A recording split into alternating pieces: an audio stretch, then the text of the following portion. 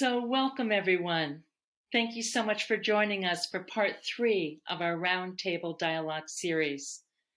I'm Lori Hanau, the founder of Global Roundtable Leadership, and I have the privilege to share ideas with innovative and embodied leaders. Leaders who are committed to the sharing of power rather than the domination of power. Leaders who support the blossoming of group consciousness, co-creation, collaboration, and collective wisdom, as well as the health and healing of each person within any group, or as we say, ensemble. The purpose of the Roundtable Dialogue series is to get real about what it takes and what becomes possible when we are sharing leadership and sharing power and responsibility and meaning. In part 1, Ra Goddess and I spoke about the Great Leadership Awakening. And part 2 of our series was hosted with our client partners, the Massiello Group. And we discussed the requirements of cultural transformation.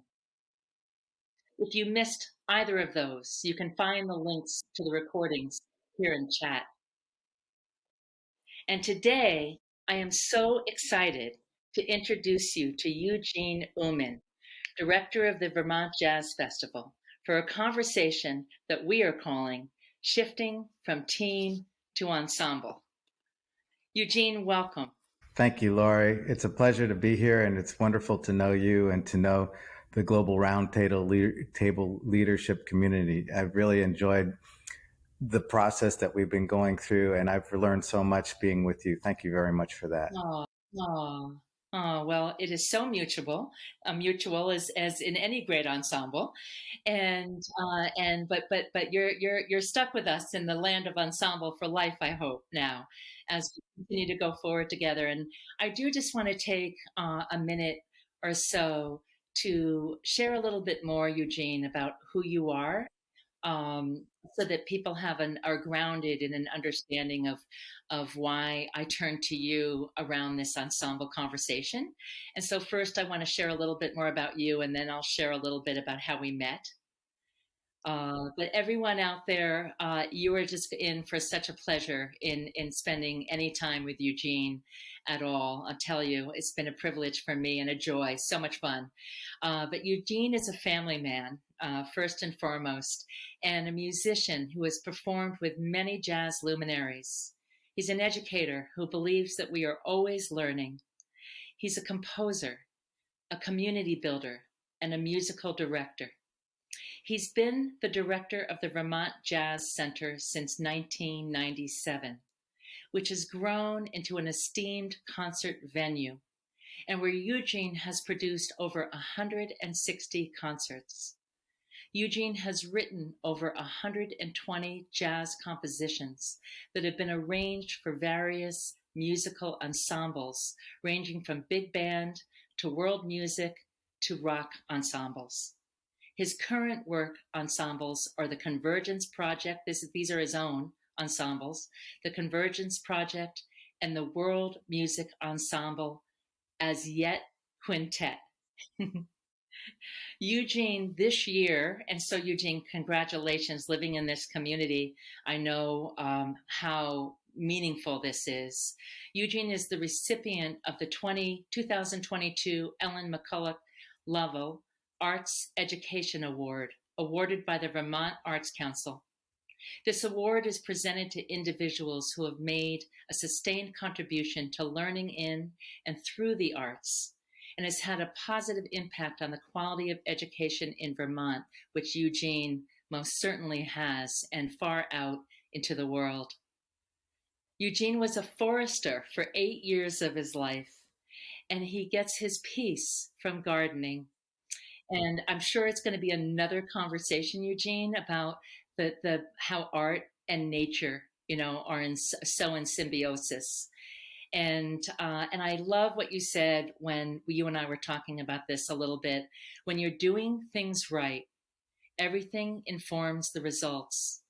It gives permission for us just to be, which is what nature does so elegantly. Eugene's music is an extension of his sitting meditation practice, and he views the stage as sacred space. Elsa, his beloved wife, is, he says, and I've heard what a force of nature she is. I haven't had the privilege of meeting her yet, but she's so important as far as the Jazz Center goes and the community that has been built with Eugene. And Eugene, I know you see her as the mastermind and leap taker. And I also want to name your children, Nico and Gaia.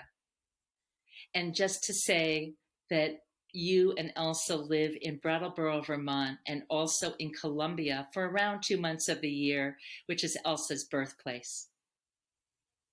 So that's just scratching the surface. But I also just want to say what a generous and kind and wise person you have already become for me in my life. And I always turn to you and find comfort. So thank you. I think it's important, important from a relationship standpoint for people to know a bit about you in this precious time we have together, and some context for you. And then, absolutely. And then just a little bit about why we met. So when I was designing these frameworks over the years, over the past 15 years or so, I kept feeling flow and seeing flow, um, and experiencing it in different ways with my life. I played a lot of sports. I've practiced the martial arts. I too am a meditator, and I watch the birds and think about even the understanding of how geese fly together in flow, right, and how they shift their leadership as they fly and take over and lead. And I was thinking about jazz ensembles and sports teams, and how both of those, when there is high flow, that not only is the team seem to be experiencing it, but everyone in the stadium or everybody in the concert hall, that something starts to happen to the whole ecosystem. And being, founding my own company, and before that being in executive positions in business, I have really struggled for many, many years with how reductive we often are in our own teaming in the workplace. Well, thank you, first of all, for that just noble introduction. I feel really honored by you. Thank you so much for that.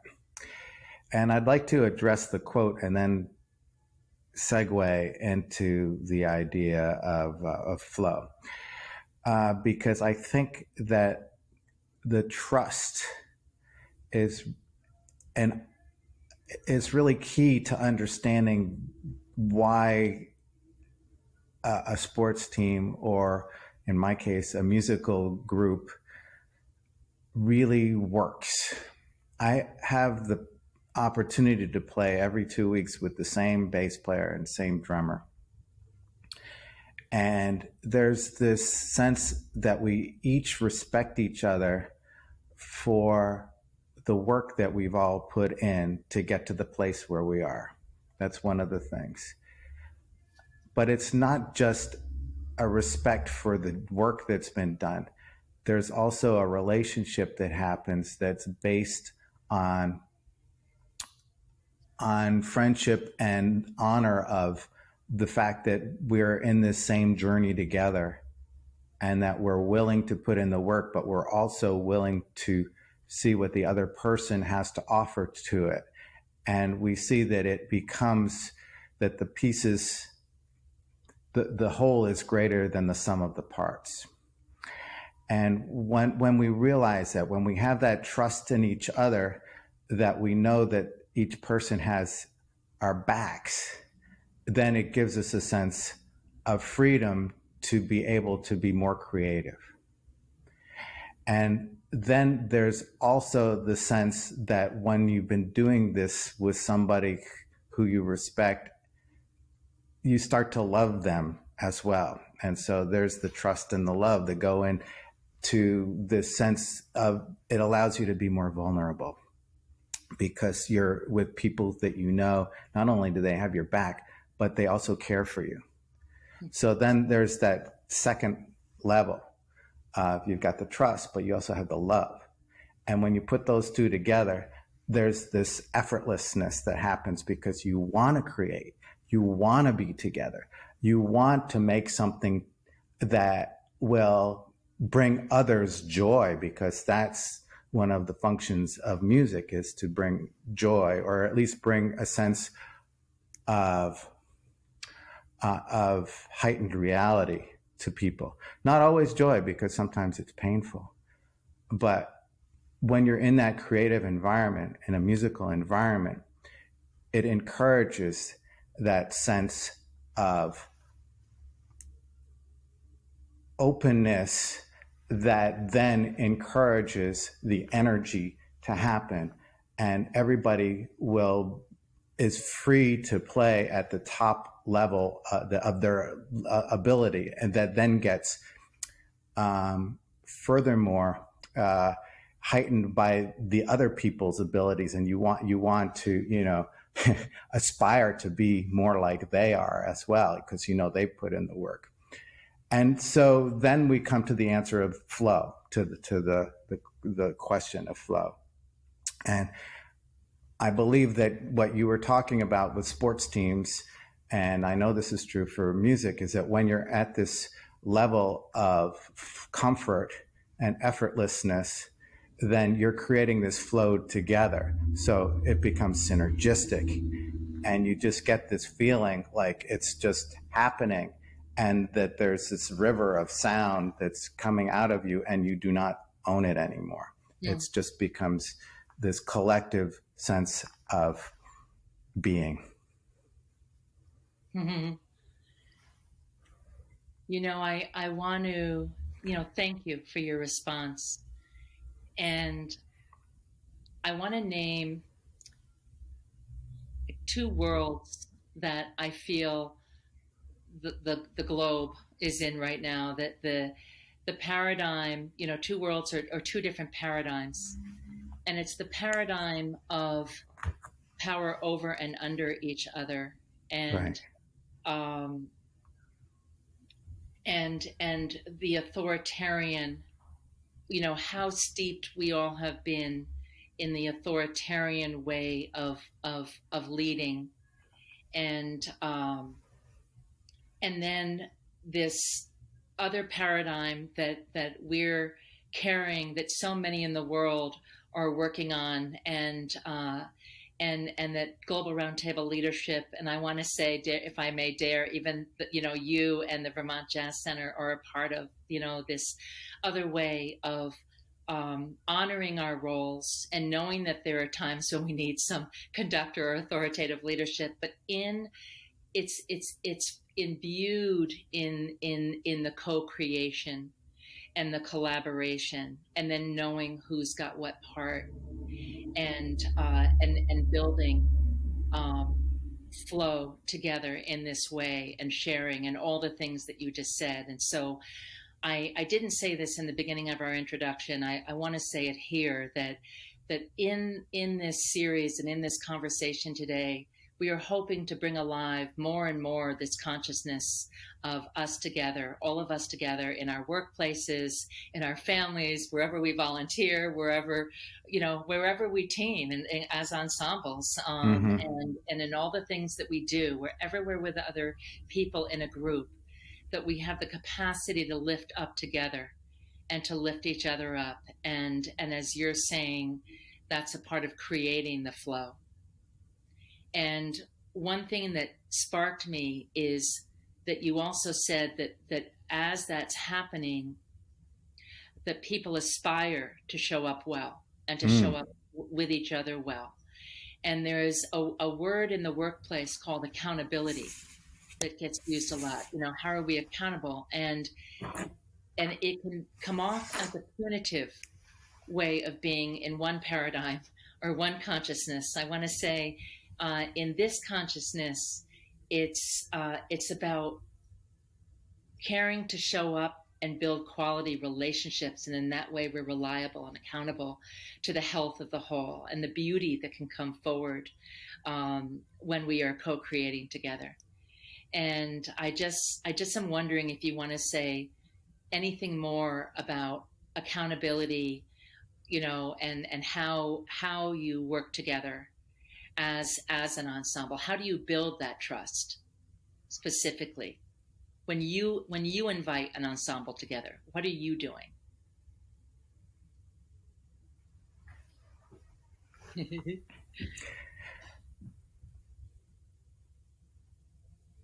So I think that comes into that whole idea of trust again, that we try to surround ourselves with people who we know will be accountable for their actions. And I think that's really important, coming into any kind of a framework that we are trying to create, that's one of the expectations that we have of the people, that they will be accountable. And I feel like coming into a musical group, there's like the musicians who rise to the top, or even the high middle areas, well, they didn't get there by arriving late to gigs and by making excuses. And so there's a certain responsibility that we all have, that we're going to do the work, that we're going to study the music before we arrive at the rehearsal. And I think that becomes an expectation when you get to a certain level. And I'm not sure how that kind of ties in with the framework of shared leadership. But I think that it's important to let people know that it's not just love and light, although that's a real important part of it, but that there's also these expectations that you're going to do your part. You just spoke to the heart, of things for me, actually, and it's the essentialism of sharing leadership is to come in, oftentimes in authoritarian or patriarchal, ways of being. There can be those amongst us that don't want power, they don't want responsibility, and that can be a part of a team suffering, is if they're not showing up, thinking beyond themselves and thinking about their connection to the whole group and to the health of the system that they're in, and coming in prepared and feeling, having a sense of responsibility to be reliable, but doing that from a place of care, to care about themselves and about the space that's created. And so I think that it's exactly the heart of sharing leadership, and that we can often get confused between love and responsibility. And we can think, gee, if we're being loving, then we can't ask the other person to be responsible, or, and I think that is a huge myth and a tangle, a place I see a lot of people getting very confused about. How can I give in time feedback, or ask something, even demanding of another person, ask it in a way that I know may be a demand on them in some way, and still be coming from a loving and caring place. And I would offer that is the most loving and caring thing we can do to bring health and vibrancy to all of us, and to start to really tap into the deeper substance of who we are and the genius of who we are together. And so I'm just wondering if you have anything else to say about that before I ask you another question.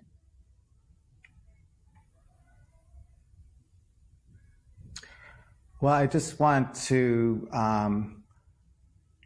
acknowledge what you're saying, that a lot of times we hesitate to push people in that direction of expectation because we feel lovingly towards them.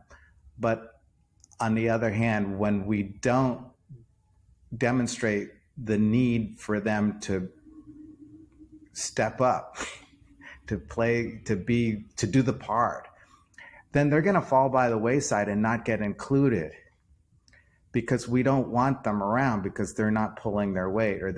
I'm just talking in terms of life is true, but it's also really evident in the ensemble, in the musical ensemble, because somebody's going to bring down the level of the flow, and that you can't have that person around because it's something that is damaging to the highest and best use of your flow. Yeah. So it's kind of complicated because you don't want to hurt people's feelings, right? Well, I would, again, I don't think it's only what we say, it's how we say it. And when there is the I feel that all the time, I feel the amazing genius of who we all are together and who we can be together. Mm-hmm. That takes going, not just skating the surface or being nice or appeasing, but calling myself forth, and then calling other people forth too. Right. And so a part of shifting from power over and under to power with, that I feel we're slanting towards right now in this conversation, Sure. is also, what does it mean to hold our power and to show up in this way of being wakeful and ready and fully, committed to what we're doing, and not come in half-hearted, or weak-hearted to teaming or ensemble work, Mm-hmm. but how do we show up fully and call each other forth? And then, of course, it's not just in what we say, but how we say it. So Mm-hmm. how do we do that, not from a place of blaming and shaming, but from a place of inspiration, and really seeing that depth of gifts in the other person or in the group, and inviting us to live in that place together more often.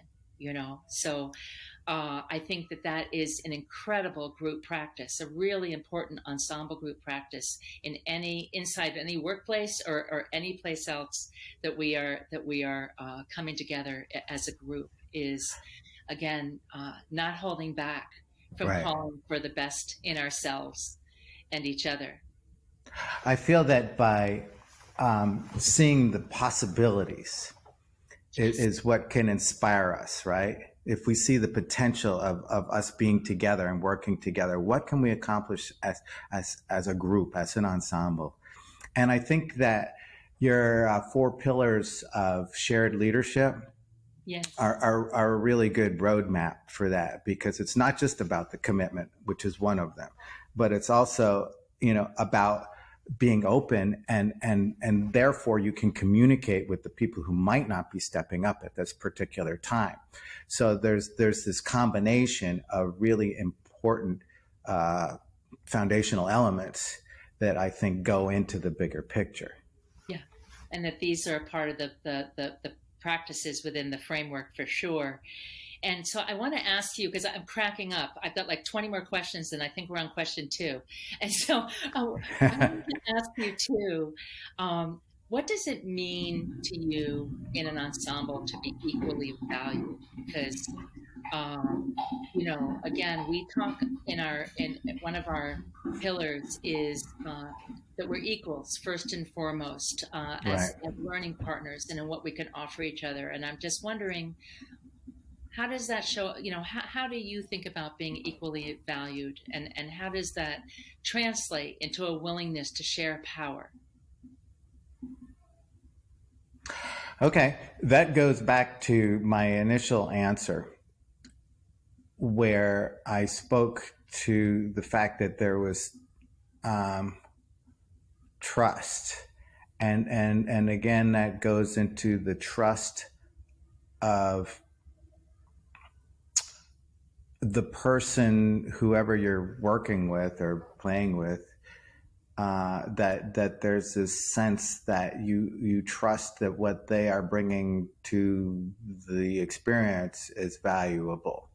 And it doesn't matter what instrument they play. They could play drums or bass or piano, which is the group that we used in when we came together one time, and it was wonderful to demonstrate the fact that each one of those instruments plays a different part, but they all are necessary in order to make the whole thing work. And sometimes you can have a replacement. Sure, it doesn't need to be the exact same instrument, but what we're talking about is the group dynamic. So what is important to me in the musical context, and of course all this stuff is a metaphor for life, right? And so what this means to me in the musical context is that I'm working with somebody in such a way that the people who are listening to this and experiencing this are feeling like there's something complete happening at the same time. Here's an example. I recently played a concert with a violinist who I'd never met before, Todd Reynolds. It was at Mass MoCA. It was this really wonderful experience, and we had never ever played together, but it was a pretty big deal, and we didn't even have any time to rehearse.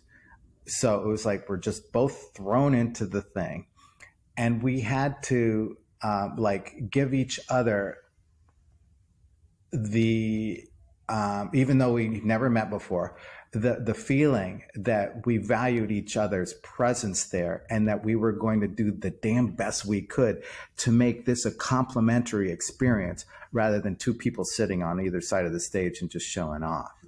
And by having this combined element of where we knew that each other was there for a reason, so we trusted each other implicitly.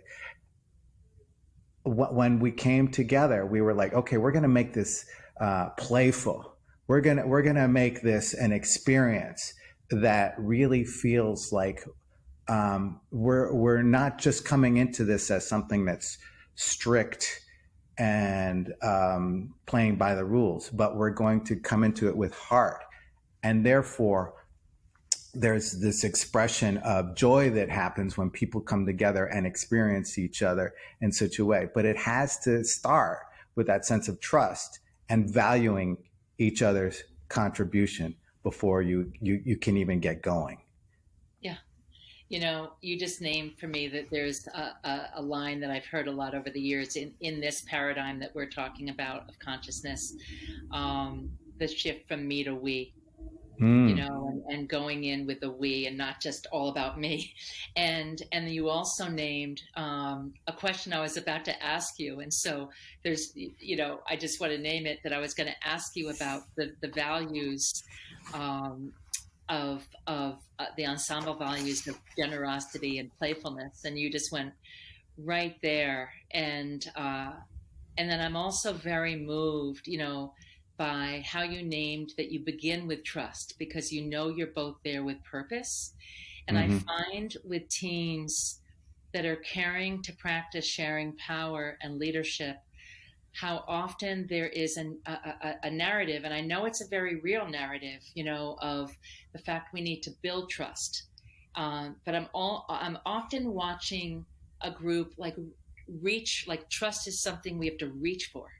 And one thing that strikes me around the ensemble as a wisdom group is how much there's work that trust, it's developed that trust is the ground. That the trust is the ground of the group. And then if trust is broken, you know, you got some work to do, right? But trust isn't something you're reaching for. Trust is something you're assuming in the group, and I don't say that lightly. I know we could probably have a whole nother hour on that, but I want to name it here for people to consider. And just as a community process, I also did not invite us to put any questions yet in chat, and we will have a Q&A towards the end. But if there are any questions or comments that anyone wants to make who's listening or watching now, please do put them in chat. Feel free. And so Eugene, I want to ask you one more question in this field before we shift to the day we had with our two teams at the Vermont Jazz Center, is challenges. Right. So, you know, we're kind of going there right now. And so challenges are a part of any group working together over any period of time. And so how do you handle personal and team challenges as an ensemble? Well, I think it's really important to not brush things under the rug. You know, for me, my philosophy in life, and it's really, you said that I was a family person, and I that's one of the things I value the most, is that there are going to be issues that happen and challenges that come up, but you have to name them in order to get through them rather than just kind of wish them away. And the same thing is true in a musical ensemble. And a lot of that has to do with people coming prepared or not. And if they're not, then, you got to talk to them about it, for example. Or, there are other challenges that might happen. For example, there might be somebody that you can't always predict who's going to be in the ensemble. So how do you deal with negative vibes that might come into the ensemble? How do you kind of ameliorate those feelings? And so first, not confront, but what you said earlier was that it's important to bring a sense of inspiration rather than confrontation. Inspiration and invitation, right? Yeah. Yeah. So that people feel like they're not just being ostracized, but included. And I think that that's one of the most important things about dealing with challenges is acknowledging acceptance of differences. And so that people can feel welcomed, even if they are different. And maybe I'm talking about different levels of music, for example. Like, let's say you're in an ensemble and there's somebody that doesn't have the same level of ability. So how do you be inclusive with that in such a way that is welcoming and not confrontational? So I feel that challenge is something that exists. It's part of life. It's like suffering, the first noble truth, right? That how do you deal with it? You acknowledge it and you work through it by talking about it, maybe, or by making another person feel like they're a welcome part of the community. And I think that we need to really be supportive of the people that we don't always agree with, and to realize what their good qualities are and to encourage those good qualities, because then they start realizing that you're also on their side. So there's a sense of welcomeness, and then they're willing to give more of what they have. So it's a really long conversation, right, Lori? We could talk about this for the rest of the hour. Yeah, but I appreciate what the elements that you've named for people, and my only add is in what you're saying about where we do show up and speak, and we don't wait weeks, or we don't get passive aggressive, on each other. But again, right? How do we speak? We have a practice of the 1-3-7 rule. Whether we try to speak in the one day. If for some reason we're traveling or something, 3 days, never longer than 7, to keep a place, clean between all of us, and clear, and connected and honest, and the practice of bravery and thoughtfulness in that, and also how we can maintain our power, and also have others feel their power, and that is a real practice in how we communicate, where we're not diminishing the other person as we're trying to work through our practice, through exactly. the whatever that is, but that we're holding our power together and still honoring the other person in an empowered way. So, yeah, I want to name how elemental that is for sharing of power. Can I add a quick little story here? Please, I think a story would be a great add.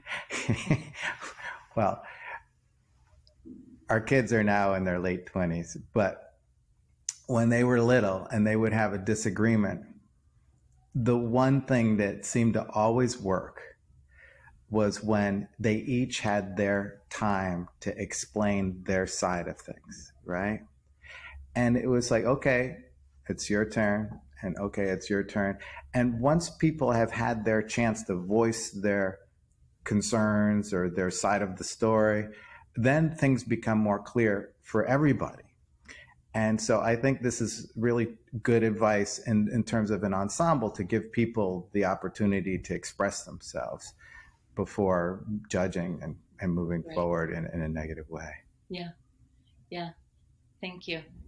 And so I'm having an instinct, and I was gonna ask you, and I've made reference for anyone who's here with us, that I was gonna turn to next when the Global Roundtable Leadership whole team, and you called in Malik and Claire as a trio with you at the Vermont Jazz Center, and we spent the whole day together, and I hope we get to that. Sure. We'll see. But I want to just take the next, 5 minutes or so first to fly right to Colombia and your experience in Colombia, and, right. and come back if we have time, because come back to the sharing of our engagement together. Mm-hmm. I think there's something also, if I had to choose the two, I think it'll serve any listeners to go here first. And Sure. so I know that you had, you knew you had permission from us. I mean, we try not to hold on to anything as a framework. It's not a model. We wanted to go out in the world. And so you took, first of all, maybe share a little bit about what you were doing in Colombia, like what your purpose was with what you did. And then I just want to say that you took some different elements from our framework and you put them together in an agenda, and took them in to a group that you were working with. And I'm going to now step back so that Sure. You tell the story of what happened, and what did you, and maybe say it this way, why did you choose what you chose, like, to bring, so maybe something about the elements that went into the agenda, and then what happened when you were there. Sure. So as you intimated in your introduction, my wife is from Colombia and our 2 kids were born there, and we visit often. Like I think you said that we spend time there every year. And when our kids were born there, and during that time, I established relationships with the educational community there. And we went back when the kids were around 12 or 13, and I was given the task to put together the syllabus for the first university that had a jazz program in Medellin called La Universidad de EFIT, so EFIT University. And I was asked to put together a jazz program for them, which I did. And it was wonderful success. And I was there for a year, got the thing going off the ground. And then now there's a wonderful person there who's running the show. And so most years when I go back, I teach a workshop or play a concert or something. And it's just wonderful to have that sense of continuity. And then last January was the end of COVID. It was a time when finally they were getting back together and having public classes. And I was asked to give a lecture workshop of my choosing. And I thought to myself, okay, yeah, I'd love to do that. And I put together a list of different things and presented it to the person who took my place. And he said, this is anything you want to do. It's just you. And so I'm like, well, am I going to talk about chords? Am I going to talk about how to practice? Am I going to talk about theory? What kinds of things am I going to go through? And then I had this feeling that what I learned from you and Tristan, and through that day that we had with Malik and Claire at the Vermont Jazz Center, where we were sharing our ensemble experience with the Maciello group or with you, so that you could then, turn that into some kind of a curriculum, was really important.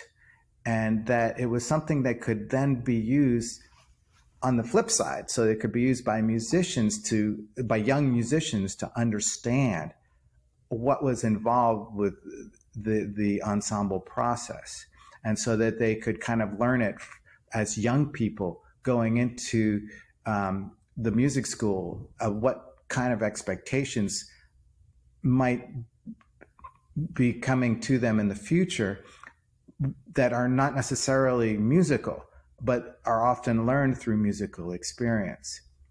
So I went to the GRTL website and reviewed about the shared leadership and the guiding principles, and I saw that there was so many things that could then be used as like an improvisation workshop. And I put together a handout for these students, and then I translated that with a dear friend of mine who is also a musician, and so it's now in Spanish. And he, my friend who's a musician, is like, we never think about these things. We never talk about these things, but they're self-evident in the music. They're part of what the ensemble has to offer. So I brought these to this class and had a 2-hour-long workshop with the entire jazz studies program at La Universidad. And it was like this sense of warmth overtook everybody, because now there was a different way of looking at the jazz combo as something which was more like open and about listening and responding, as opposed to some kind of showing off or transactional type of experience.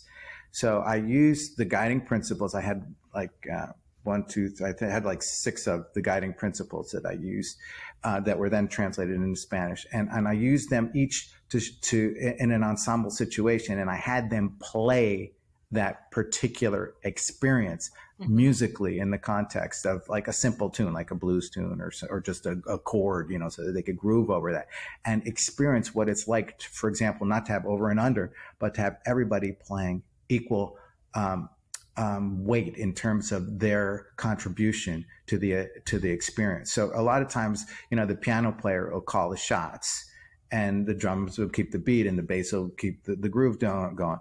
But the piano player is kind of like maintaining the direction. And we might say, okay, the bass player is the leader here, or the drummer is the leader here. And these all came from the guiding principles that we had worked on at the Vermont Jazz Center as well with Claire and Malik.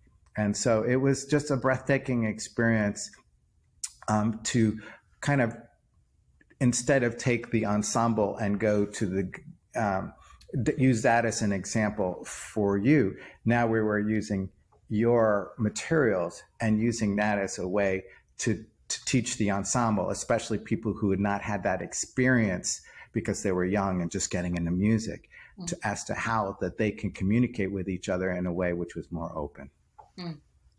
Yeah, thank you, Eugene. And I remember that you were there, as you said, in January, February, and then I think you and I talked in like April, and you said that you yourself was still being moved by the power of that experience and the quality of connection. And I want to say how empowered, like again, power, how empowered everyone came together, became together that day, and the quality of the connection and the goodness that was felt there were some of the things that you shared with me.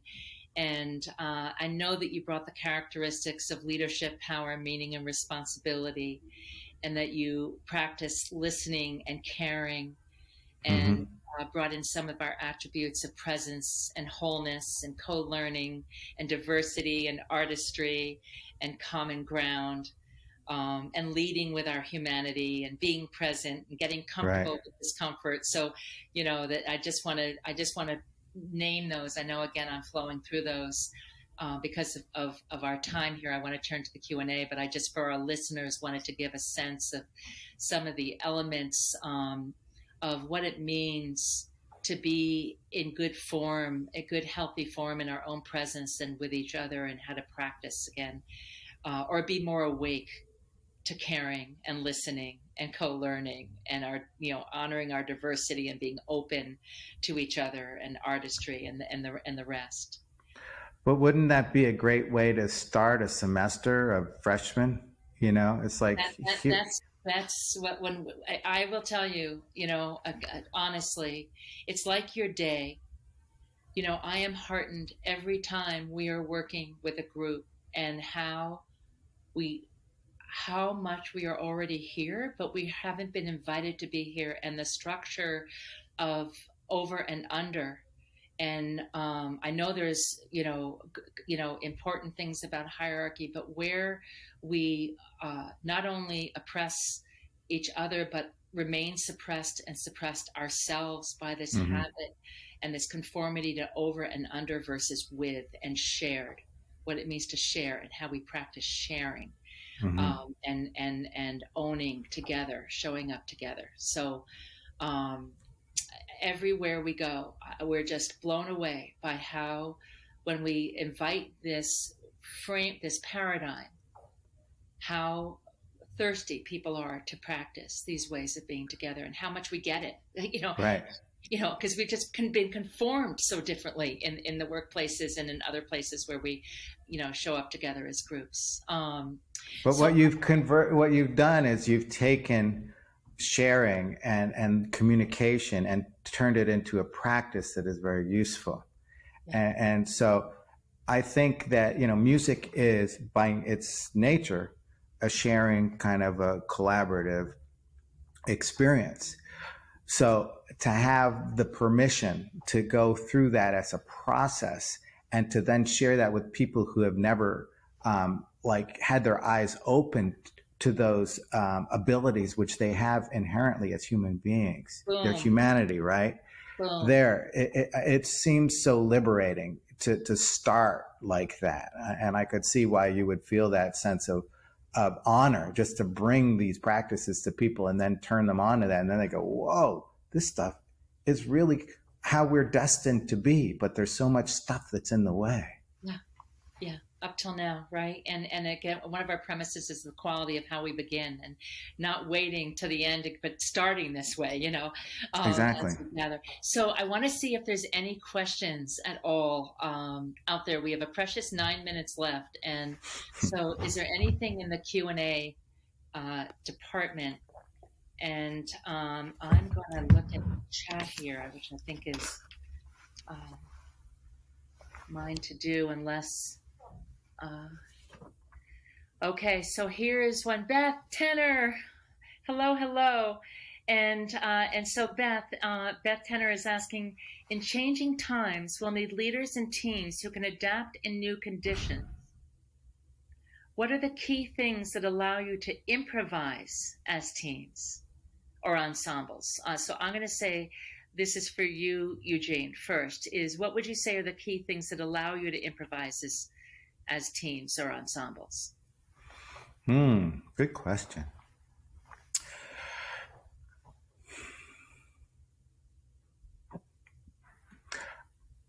So I think that it's giving oneself permission to do that, because we are all improvisers. We all have to improvise at many times throughout our day. And it's kind of like, oh, the road is blocked. How am I going to get to where I'm going? I'll improvise. I'll make it work. So I think it's the idea of improvisation is that you are given in jazz a language that then you borrow different things, and then that becomes an improvisation over the chord changes or whatever. But that we're all doing that in life. And the thing that saddens me is that some people think that they're not improvisers, but they really are. And so I think it's that it's interesting that you use the word allow. It allows us to improvise because we all do improvise. So I think that it's just taking that to the next step and giving yourself permission, and maybe finding out that that's part of the human condition is improvising. And I would add, Eugene, that along with, again, this both and, not an either or, it's definitely a both and of more intentionally or consciously giving ourselves permission, but naming in a group, inviting the improvisation and as a part of co-creation in a group. In system speak, we also say what's emerging, like what's emerging for us to pay attention to and move into that may be off of our agenda or our plan, but it's more valuable, And so I would say too that the allowing for that improvisation and that state of a group to move in emergence and flow is again to tell a group to invite trust of oneself and trust of each other. And even when you and I came on right before we started the interview, I said, take us left, take us here if you feel we should go here, and I'll follow. And you're like, okay. And just that intention that is clearly stated and invited. It's in the quality of our communication and how we set agreements together, even as a group starting together. Mm-hmm. That's what I would add. Beth, thank you so much for the question. And Brian Bradley. Hello, Brian. Thank you for your presence here. Brian asks, what's possible from here? So once a group has begun in this way, Eugene, what happens? What do you feel happens when a group is in that high flow? Like what name a little bit about what the experience is of what that's like. What's possible? What becomes possible? Yeah, that's another good question. Well, I think that 3 minutes left, just so you know, too, before we need to close out. Okay. But there becomes a depth of connection that builds the more that you investigate the possible, what is possible.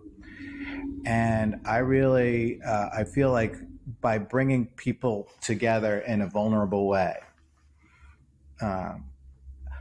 that you're exploring our human nature in a way which is really honest, authentic, as you say.